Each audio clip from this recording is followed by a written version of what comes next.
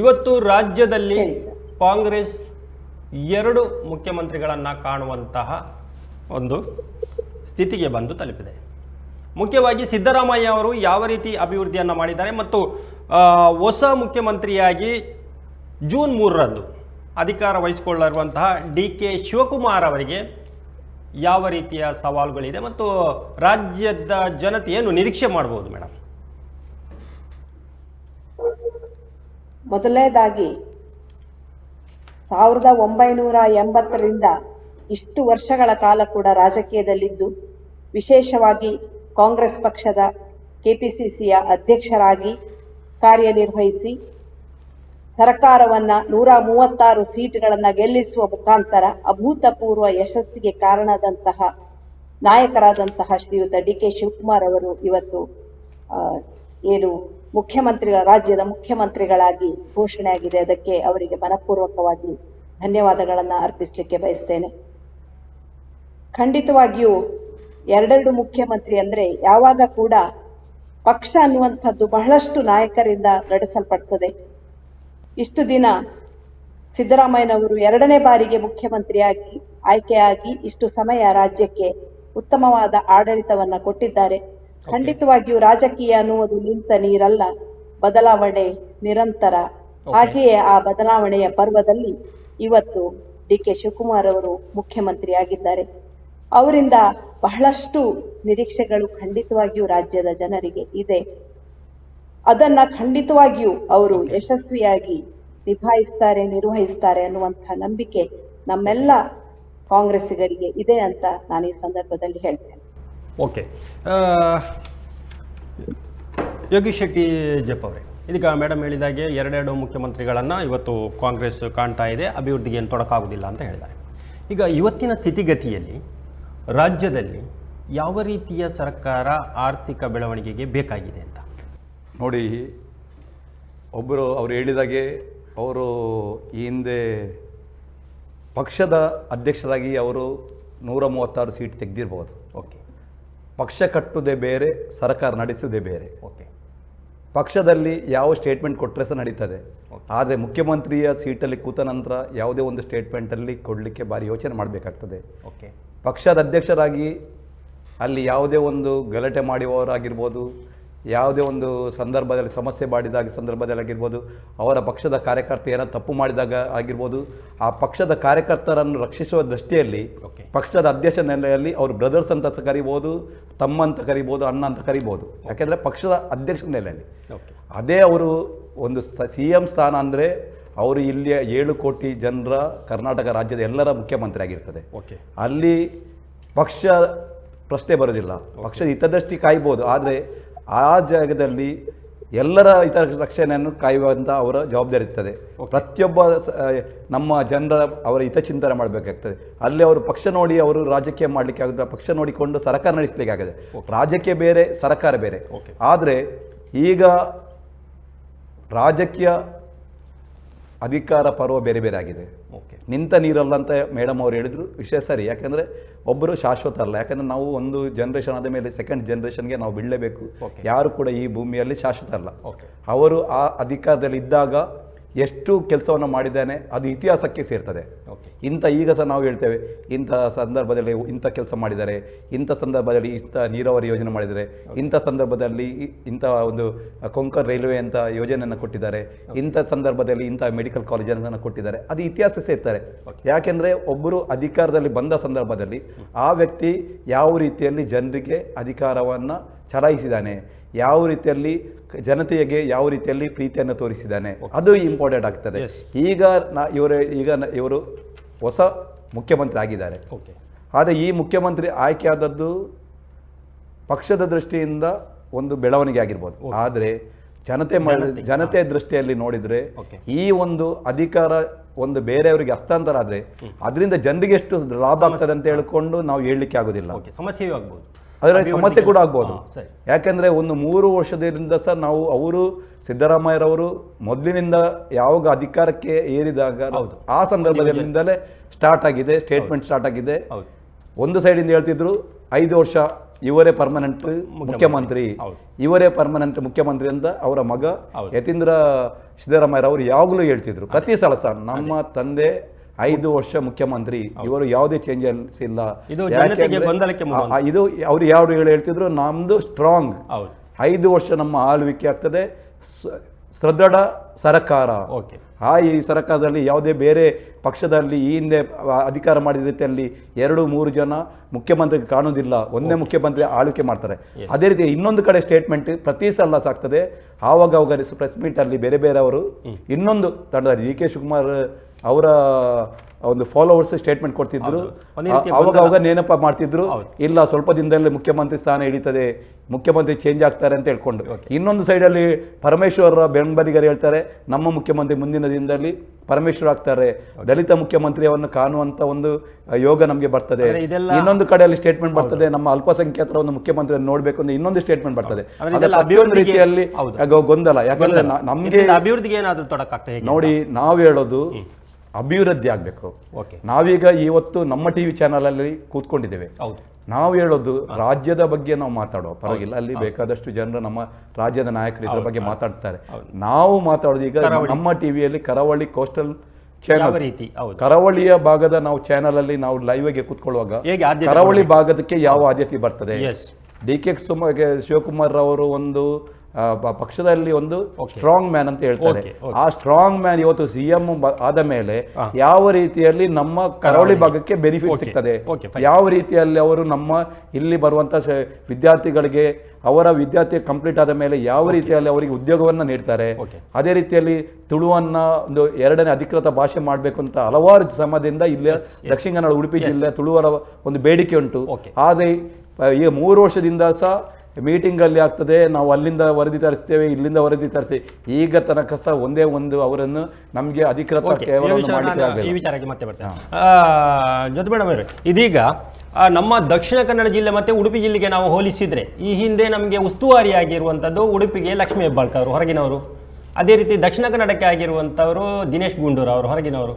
ಹಾಗಾಗಿ ಇಲ್ಲೊಂದು ಏನಾಗಿದೆ ಅಂದರೆ ಕಾಂಗ್ರೆಸ್ ಬಂದ ಬಳಿಕ ನಮ್ಮ ಅವಿಭಜಿತ ಜಿಲ್ಲೆಯಲ್ಲಿ 3 ವರ್ಷಕ್ಕೆ ಸಂಬಂಧಪಟ್ಟಾಗ ಯಾರೂ ನಮ್ಮ ಸ್ಥಳೀಯ ಶಾಸಕರು ಮಂತ್ರಿ ಆಗಿದ್ದಿಲ್ಲ. ಹಾಗಾಗಿ ಜನರಿಗೆ ಒಂದು ರೀತಿಯಲ್ಲಿ ಬೆಂಗಳೂರಿಗೆ ಹೋಗುವಂಥ ಪರಿಸ್ಥಿತಿ ಇತ್ತು. ಹಾಗಾಗಿ ಈ ಬಾರಿ ನಾವು ಡಿ ಕೆ ಶಿವಕುಮಾರ್ ಅವರ ಸಚಿವ ಸಂಪುಟದಲ್ಲಿ ಕರಾವಳಿಗರಿಗೆ, ಕರಾವಳಿಯ ಶಾಸಕರುಗಳಿಗೆ ಆದ್ಯತೆ ನೀಡಬಹುದಾ? ಈ ನಿಟ್ಟಿನಲ್ಲಿ ಪಕ್ಷ ಏನಾದರೂ ಒತ್ತಡ ಏರ್ತಾ ಇದೆಯಾ? ತಾವು ಯೋಗೀಶ್ ಶೆಟ್ಟರ್ ಹೇಳಿದ್ರು ನೋಡಿ, ರಾಜಕೀಯ ವ್ಯಕ್ತಿಗಳಿಗೆ ಖಂಡಿತವಾಗಿಯೂ ಬೆಂಬಲಿಗರಿದ್ದೇ ಅವರು MLA-ಗಳಾಗಿ ಆಯ್ಕೆಯಾಗುವಂತಹದ್ದು. ಅದು ಎಲ್ಲರ ಪಕ್ಷದಲ್ಲಿ ಕೂಡ ಇರುವಂತಹದ್ದೇ. ಅವರ ಅಭಿಮಾನಿಗಳು ಅವರಿಗೆ ಒಂದು ಸ್ಥಾನ ಸಿಗಲಿ ಅನ್ನುವಂಥದ್ದು ಸಹಜವಾದ ಒಂದು ಆಕಾಂಕ್ಷೆ. ಅದರಲ್ಲಿ ನಾನು ತಪ್ಪಂತ ಖಂಡಿತವಾಗಿಯೂ ಭಾವಿಸುವುದಿಲ್ಲ. ಜೊತೆಗೆ ಕೇವಲ ಕಾಂಗ್ರೆಸ್ನಲ್ಲಿ ಮಾತ್ರ ಬೇರೆಯಿಂದ ಬಂದು ಉಸ್ತುವಾರಿಗಳಾಗಿದ್ದಲ್ಲ, ಹಿಂದೆ ಅನೇಕ ಬಾರಿ SR ಬೊಮ್ಮಾಯಿ ಅವರು ಕೂಡ ಬಿಜೆಪಿಯಿಂದ ನಮ್ಗೆ ಉಸ್ತುವಾರಿಗಳಾಗಿ ಉಡುಪಿ ಜಿಲ್ಲೆಗೆ ಆಗಿದ್ರು.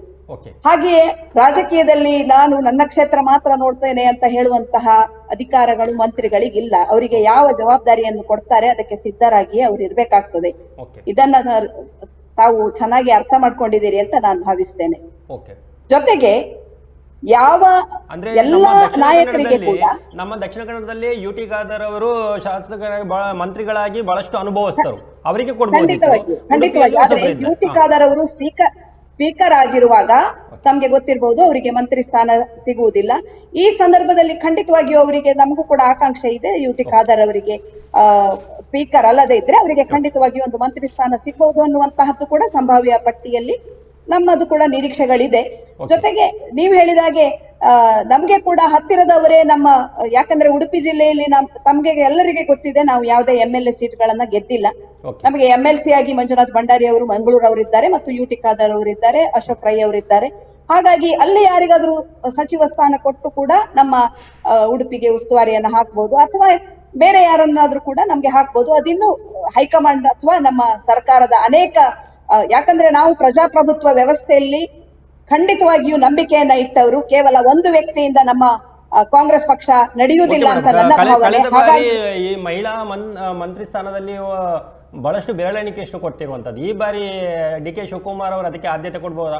ಮಹಿಳಾ ಮಂತ್ರಿ ಸ್ಥಾನಕ್ಕೂ ಹೆಚ್ಚಿನ ಆದ್ಯತೆ ಕೊಡ್ಬೋದಾ? ಖಂಡಿತವಾಗಿಯೂ ಕೊಡ್ತಾರೆ ಅಂತ ನನ್ನ ಭಾವನೆ. ಅದರಲ್ಲಿ ನಮ್ಮ ರೂಪಾ ಮೇಡಮ್ ಇರ್ಬೋದು, ಹಾಗೆ ಲಕ್ಷ್ಮೀ ಹೆಬ್ಬಾಳ್ಕರ್ ಅವರಿದ್ದಾರೆ, ಹಾಗೆ ನಯನ ಮೊಟ್ಟಮ್ಮ, ಅನೇಕರಿದ್ದಾರೆ. ನಯನ ಮೊಟ್ಟಮ್ಮ ಮೊದಲನೇ ಬಾರಿ ಬಂದವರು. ಆದ್ರೆ ನಮ್ಗೆ ಒಂದು ವಿಶ್ವಾಸ ಇದೆ, ಕೆಲವು ಮಂತ್ರಿಗಿರಿಯನ್ನ ಮಹಿಳೆಯರಿಗೆ ಕೂಡ ಖಂಡಿತವಾಗಿಯೂ ಅವರು ಕೊಡ್ತಾರೆ ಅನ್ನುವಂತಹ ಭರವಸೆ ನಮಗಿದೆ. ಜೊತೆಗೆ ನಮ್ಗೆ ಕರಾವಳಿ ಭಾಗಕ್ಕೆ, ತಾವು ಹೇಳಿದ್ರಿ, ಕರಾವಳಿ ಭಾಗಕ್ಕೆ ನಮ್ಗೆ ಡಿ ಕೆ ಶಿವಕುಮಾರ್ ಸರ್ ಇಂದ ಬಹಳಷ್ಟು ನಿರೀಕ್ಷೆಗಳಿದೆ. ಅಂದ್ರೆ ಐಟಿ ಪಾರ್ಕ್ ಬರಬೇಕು ಅಂತ ಇದೆ ನಮ್ಮಲ್ಲಿ. ಉಡುಪಿ ಜಿಲ್ಲೆಯಲ್ಲಿಯೂ ಕೂಡ ಬಹಳಷ್ಟು ಒಂದು ದೇವಸ್ಥಾನದ ವಿಚಾರವಾಗಿ ದೇವಸ್ಥಾನದ ಟೂರಿಸಂ ಕೂಡ ಅಭಿವೃದ್ಧಿ ಮಾಡಬಹುದು. ದಕ್ಷಿಣ ಕನ್ನಡದಲ್ಲಿ ಐಟಿ ಹಬ್ ತರಬೇಕು ಅನ್ನುವಂತಹ ನಿರೀಕ್ಷೆಗಳಿತ್ತು, ಬಹಳಷ್ಟು ಮಾತುಕತೆಗಳಾಗಿದೆ. ಆದರೆ ಯಾವುದು ಬರ್ತಾ ಇಲ್ಲ ಮೇಡಮ್, ಕೇವಲ ಕಾಗದ ಪತ್ರದಲ್ಲಿದೆ. ಹಾಗಾಗಿ ನಮ್ಮ ಯೋಗೀಶ್ ಅವರು ಕೂಡ ಅದನ್ನೇ ಹೇಳ್ತಾ ಇದ್ದಾರೆ, ಅಭಿವೃದ್ಧಿ ಹೇಗೆ ಆಗ್ತದೆ ಕರಾವಳಿಯಲ್ಲಿ ಅಂತ. ಇದಕ್ಕೆ ಆದ್ಯತೆ. ಯಾಕೆಂದ್ರೆ ನಾವು ಯಾಕೆ ಹೇಳ್ತೇವೆ ಅಂದ್ರೆ, ಡಿ ಕೆ ಶಿವಕುಮಾರ್ ಅವರು ನಮ್ಮ ಕರಾವಳಿಗೆ ಬಂದಾಗ ಅವರು ಹೇಳ್ತಾ ಇದ್ರು, ಕರಾವಳಿ ಅಭಿವೃದ್ಧಿಗೆ ಪೊಟೆನ್ಷಿಯಲ್ ಬಹಳಷ್ಟು ಅವಕಾಶಗಳಿದೆ, ಇಲ್ಲಿ ಅವಕಾಶಗಳಿದೆ, ರಾತ್ರಿಗಳಿಗೆ ಟೂರಿಸಂ ಅನ್ನು ತಗೊಳ್ಬಹುದು ಅಂತ. ಆದ್ರೆ ಯಾವುದು ಕಾರ್ಯಗತ ಆಗ್ತಾ ಇಲ್ಲ. ಹಾಗಾಗಿ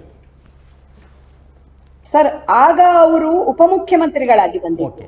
ಇನ್ನು ಅವರು ಮುಖ್ಯಮಂತ್ರಿಗಳಾಗಿ ಅವರ ಇಚ್ಛಾಶಕ್ತಿ, ತಾವು ಮೊದಲೇ ಹೇಳಿದ ಹಾಗೆ ಇದರಲ್ಲಿ ಕೂಡ ಅನೇಕ ವಿಷಯಗಳಿರ್ತದೆ. ವಿಶೇಷವಾಗಿ ಟೂರಿಸಂಗೆ ಆದ್ಯತೆಯನ್ನ ಕೊಡ್ತಾರೆ ಅಂತ ಅವರು ಮೊದಲಿನಿಂದ ಕೂಡ ಒಂದು ಭಾವನೆ ಇದೆ. ಜೊತೆಗೆ ನಮ್ಮ ಬೇಡಿಕೆ ಕೂಡ ಎಲ್ಲ ಸಮಾನ ಮನಸ್ಕರು ನಾವು ಕೂಡ ಐಟಿ ಹಬ್ ಆಗಿಯೋ, ಯಾಕಂದ್ರೆ ವಿಶೇಷವಾಗಿ ನಮ್ಮ ಉತ್ತರ ಕನ್ನಡ, ಉಡುಪಿ ಮತ್ತು ದಕ್ಷಿಣ ಕನ್ನಡದಲ್ಲಿ ಇಂಜಿನಿಯರ್ಗಳು ತುಂಬಾ ಜನ, ಬಹಳಷ್ಟು ಸಾಫ್ಟ್ವೇರ್ ಅಲ್ಲಿ ಕೆಲಸ ಮಾಡುವಂತ ಇಂಜಿನಿಯರ್ಗಳನ್ನ ನಾವು ತಯಾರು ಮಾಡ್ತೇವೆ. ಹಾಗಾಗಿ ವಿಶೇಷವಾಗಿ ನಮ್ಮ ಶೈಕ್ಷಣಿಕವಾಗಿ, ಧಾರ್ಮಿಕವಾಗಿ ನಾವು ಬಹಳ ಮುಂಚೂಣಿಯಲ್ಲಿರುವಂತಹ ಕರ್ನಾಟಕದಲ್ಲಿ ನಾವು ಬಹಳ ಮುಂಚೂಣಿಯಲ್ಲಿದ್ದೇವೆ. ಹಾಗಾಗಿ ಇವೆರಡನ್ನು ಕೂಡ ಏಕಕಾಲಕ್ಕೆ ಸಮತೋಲಿತವಾಗಿ ಬೆಳೆಸುವಂತಹ ಅವಕಾಶಗಳು ನಮ್ಮ ಉತ್ತರ ಕನ್ನಡ, ಉಡುಪಿ, ದಕ್ಷಿಣ ಕನ್ನಡ ಮತ್ತು ನಮ್ಮ ಏನ್ ಕೋಸ್ಟಲ್ ಬೆಲ್ಟ್ ಇದೆ, ಕರಾವಳಿ ತೀರವನ್ನ ಪ್ರವಾಸೋದ್ಯಮಕ್ಕೆ ಆದ್ಯತೆಯಾಗಿ ಕೊಡುವಲ್ಲಿ ಕೂಡ ಖಂಡಿತವಾಗಿಯೂ ನಮ್ಮ ನಿರೀಕ್ಷೆಗಳು ಅವರ ಮೇಲೆ ಸಾಕಷ್ಟು ಇದೆ ಅಂತ ನಾನು ಈ ಸಂದರ್ಭದಲ್ಲಿ ಹೇಳ್ತೇನೆ. ಯೋಗೀಶ್ ಶೆಟ್ಟಿ ಅವರೇ, ನಾವೀಗ ಅಭಿವೃದ್ಧಿ ವಿಚಾರಕ್ಕೆ ಬಂದಾಗ ಬಹಳಷ್ಟು ಇಲ್ಲಿ ಹೆಲ್ತ್ ಸೆಂಟರ್ಗಳಿದ್ದಾವೆ. ಹೆಲ್ತ್ ಟೂರಿಸಂ ಮಾಡ್ತೇನೆ ಅಂತ ಬಹಳಷ್ಟು ವರ್ಷಗಳಿಂದ ಹೇಳ್ತಾ ಇದ್ದಾರೆ, ಆಗಿಲ್ಲ. ಅದೇ ರೀತಿ ಇಲ್ಲಿ ಐಟಿ ಹಬ್ ಮಾಡಬೇಕು ಅಂತ ಇದ್ದೇವೆ. ಕೇವಲ ಕಾಗದ ಪತ್ರದಲ್ಲಿ ಮತ್ತೆ ಏನು ಕೇವಲ ಒಂದು ಸರ್ವೇಕ್ಷಣೆಗಳನ್ನು ಮಾಡುವ ಮುಖಾಂತರವೇ ಸಮಯ ಕಳೆದು ಹೋಗ್ತಾ ಇದೆ. ಹಾಗಾಗಿ ಯುವ ಜನತೆಗೆ ಎಲ್ಲ ಸರ್ಕಾರಗಳು ನಿರ್ಲಕ್ಷ್ಯ ಮಾಡ್ತಾ ಇದೆ ಅನಿಸ್ತಾ ಇದೆಯಾ? ಎಲ್ಲರೂ ಬೆಂಗಳೂರು ಹೋಗ್ತಾ ಇದ್ದಾರೆ, ಮುಂಬೈ ಹೋಗ್ತಾ ಇದ್ದಾರೆ, ಹೊರದೇಶಕ್ಕೆ ಹೋಗ್ತಾ ಇದ್ದಾರೆ. ಸ್ವಾತಂತ್ರ್ಯ ಭಾರತದ ಬಳಿಕ, ಸ್ವಾತಂತ್ರ್ಯ ಸಿಕ್ಕಿದ ಬಳಿಕ ಹೆಚ್ಚಿನ ಅವಧಿಗೆ ಆಡಳಿತ ಮಾಡಿದವರು ಕಾಂಗ್ರೆಸ್ ಪಕ್ಷ. ಆದರೆ ಕಾಂಗ್ರೆಸ್ ಪಕ್ಷ ಆಡಳಿತ ಮಾಡಿದ್ರು ಕೂಡ ನಮ್ಮ ದಕ್ಷಿಣ ಕನ್ನಡ ಆಗಿರ್ಬೋದು, ಉಡುಪಿ ಭಾಗಕ್ಕೆ ಯೋಚನೆ ಮಾಡಿದರೆ ಇಲ್ಲಿ ಅಭಿವೃದ್ಧಿಗೆ ಶ್ರಮ ವಹಿಸಿದವರು ಇಲ್ಲಿಯ ಲೋಕಲ್ಸ್, ಅಂದರೆ ಇಲ್ಲಿಯ ಯಾರಾಗಿರ್ಬೋದು, ಈಗ ಮಣಿಪಾಲ್ ಆಗಿರ್ಬೋದು, ಅಲ್ಲಿಯ TMI ಅವರ ನಮ್ಮ ಮಣಿಪಾಲ್ ಗ್ರೂಪ್ ಆಗಿರ್ಬೋದು, ಒಂದೊಂದು ಇಲ್ಲಿ ನಮ್ಮ ನಿಟ್ಟೆ KS ಹೆಗ್ಡೆ ಆಗಿರ್ಬೋದು, ಬೇರೆ ಬೇರೆ ಕಡೆ ಇಲ್ಲಿಯ ಲೋಕಲ್ಸ್ ಯಾರು ಇದ್ದಾರೆ ಅವರೊಂದು ಬೇರೆ ಬೇರೆ ಕೈಗಾರಿಕೆ ಆಗಿರ್ಬೋದು, ಬೇರೆ ಬೇರೆ ಎಜುಕೇಷನ್ ಸೆಂಟರ್ ಆಗಿರ್ಬೋದು, ಬೇರೆ ಬೇರೆ ರೀತಿಯಲ್ಲಿ ಅವರು ಲೋಕಲ್ ಆಗಿ ಅವರ ಶ್ರಮದಿಂದ ಅಭಿವೃದ್ಧಿ ಆಗಿದೆ. ಆದರೆ ಇಲ್ಲಿ ಕೈಗಾರಿಕೆಗಳು ಸರ್ಕಾರದಲ್ಲಿ ಪಾತ್ರ ಯಾವುದು? ಆದರೆ ಸರ್ಕಾರ ಎಂತಂದರೆ ನಮ್ಮದು ಇವತ್ತು ಹೈಯೆಸ್ಟ್ ಟ್ಯಾಕ್ಸ್ ಪೇಯರ್, ನಾವು ಸಾಧಾರಣ ಸೆಕೆಂಡ್ ಹೈಯೆಸ್ಟ್ ಟ್ಯಾಕ್ಸ್ ಪೇಯರ್ಸ್ ನಮ್ಮದು ಅಂದರೆ ದಕ್ಷಿಣ ಕನ್ನಡ ಜಿಲ್ಲೆ. 31 ಜಿಲ್ಲೆಯಲ್ಲಿ ದಕ್ಷಿಣ ಕನ್ನಡ, ಉಡುಪಿ ಭಾಗದಿಂದ ಹೈಯೆಸ್ಟ್ ನಾವು ಟ್ಯಾಕ್ಸನ್ನು ನಾವು ಬಜೆಟಿಗೆ, ಅಂದರೆ ನಾವು ಇವರು ಕಂಪೇರ್ ಮಾಡಿದ ಕರ್ನಾಟಕದ ಬಜೆಟಲ್ಲಿ ಹೈಯೆಸ್ಟ್ ನಮ್ಮದು ಟ್ಯಾಕ್ಸ್ ಪೇಯರ್ ಆಗಿ ನಮ್ಮದು ಟ್ಯಾಕ್ಸ್ ಹೋಗ್ತದೆ. ಆದರೆ ಅದಕ್ಕೆ ತಕ್ಕ ಪ್ರತಿಫಲವಾಗಿ ನಮಗೆ ಕೊಟ್ಟ ಯೋಜನೆಗಳು ಭಾರಿ ವಿರಳ. ಕೈಗಾರಿಕೆ ಆಗಿರ್ಬೋದು, ನಮಗೆ ಕೊಟ್ಟ ಕೈಗಾರಿಕೆಗಳು ಯಾವುದು? ನಮ್ಮ ಪರಿಸರಕ್ಕೆ ಡ್ಯಾಮೇಜ್ ಮಾಡುವಂಥ ಕೈಗಾರಿಕೆಗಳು ಕೊಟ್ಟಿದ್ದಾರೆ. ಅದೇ ರೀತಿಯಲ್ಲಿ IT ಪಾರ್ಕ್ ಆಗಿರ್ಬೋದು, ಬ್ಯಾಂಗ್ಳೂರ್ ಆಗಿ ಬೇರೆ ಬೇರೆ ಕಡೆಗೆ IT ಪಾರ್ಕ್ಗಳನ್ನು ಕೊಂಡೋಗಿದ್ದಾರೆ. ಇವತ್ತು ಒಂದೇ ಒಂದು ಕೇವಲ ಒಂದು 100 ಎಕರೆ ಜಾಗದಲ್ಲಿ ಸಾಧಾರಣ ಒಂದು 50,000 ಜನರಿಗೆ ಉದ್ಯೋಗವನ್ನು ಕೊಡಲಿಕ್ಕೆ ಆಗ್ತದೆ IT ಪಾರ್ಕಲ್ಲಿ. ಯಾಕೆ? ಅಲ್ಲಿ ಬೇರೆ ಭಾರಿ ಸುಲಭ. ಅದೇ ರೀತಿಯಲ್ಲಿ ಬೇರೆ ರೀತಿಯಲ್ಲಿ 2,000-3,000 ಎಕರೆ ಜಾಗವನ್ನು ಕೊಟ್ಟರೆ ಸಹ ಇವತ್ತು ಬೇರೆ ಬೇರೆ BS ಆಗಿರ್ಬೋದು, ಬೇರೆ ಬೇರೆ ಕಂಪನೀಸ್ ಬಂದಿದೆ. ಸಾಧಾರಣ 3,000-4,000 ಎಕರೆಗಳ ಜಾಗ ಕೊಟ್ಟು ಕೂಡ ಅಲ್ಲಿಂದ ನಮಗೆ ಆದಾಯ ಬದಲು, ನಮಗೆ ಉದ್ಯೋಗ ಬದಲು ನಮಗೆ ಅಂತ ಒಂದು ಬೆನಿಫಿಟ್ ಆಗಿಲ್ಲ. ಅದೇ ರೀತಿಯಲ್ಲಿ ಇವರು ಒಂದು ಸಂದರ್ಭದಲ್ಲಿ ನಮ್ಮ ಇಲ್ಲಿ ಕೊಣಾಜೆ ಪ್ರದೇಶ ಆಗಿರ್ಬೋದು, ಅಥವಾ ನಮ್ಮ ಗಂಜಿಮಠ ಆಗಿರ್ಬೋದು, ಬೇರೆ ಬೇರೆ ಕಡೆಯಲ್ಲಿ ಅಕ್ವೈರ್ ಮಾಡಿದ ಜಾಗ ಇತ್ತು. ಹೈಯೆಸ್ಟ್ ಜಾಗ ಎಷ್ಟು ಸದ್ಬಳಕೆ ಆಗಲಿಲ್ಲ. ಇವತ್ತು ಕೂಡ ನಾವು ಯೋಚನೆ ಮಾಡಿದ್ರೆ ಈ ಪ್ರತಿ ಸಲ ಎಂತ ಆಗ್ತದೆ, ನಾವು ಅಭಿವೃದ್ಧಿ ಬಗ್ಗೆ ಮಾತಾಡ್ತೇವೆ. ಇವತ್ತು ನೋಡಿ ಯೋಚನೆ ಮಾಡಿದ್ರೆ ಎಷ್ಟು ಯಾವ ರೀತಿಯಲ್ಲಿ ಅಭಿವೃದ್ಧಿ ಆಗಿದೆ. ಬೇಡ, ನಮ್ದು ಸಿದ್ದರಾಮಯ್ಯ ಸರ್ ಅವರ ನಮ್ಮ ಇವತ್ತು 3 ವರ್ಷದ ಅವಧಿಯಲ್ಲಿತ್ತು. ಈ 3 ವರ್ಷದ ಅವಧಿಯ ಬಜೆಟ್ಗಳಲ್ಲಿ ಎಂತ ಯಾವುದು ಯೋಜನೆಯನ್ನು ಕೊಟ್ಟಿದ್ದಾರೆ ಅಂತ ಹೇಳಿ ಅವರು. ಶಿವಕುಮಾರ್.